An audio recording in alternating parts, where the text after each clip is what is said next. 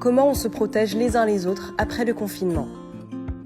On n'oublie pas le plus important, le Covid est toujours là et il est dangereux. Heureusement, on peut limiter sa transmission en respectant les bons gestes. Ainsi, on se protège soi, on protège ses proches et tous les autres. C'est quoi les gestes simples pour se protéger les uns les autres? On le sait, le plus important c'est de se laver les mains très régulièrement, avec de l'eau et du savon pendant 30 secondes à chaque fois. On peut aussi utiliser de la solution hydroalcoolique.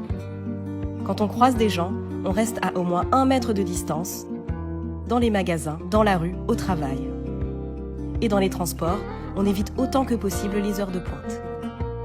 Même si on ne s'est pas vu depuis longtemps, on se salue sans se serrer la main, ni se serrer dans les bras. On tousse et on éternue dans son coude ou dans un mouchoir. Pour se moucher, on utilise un mouchoir à usage unique, puis on le jette. Et on évite de se toucher le visage, surtout le nez et la bouche.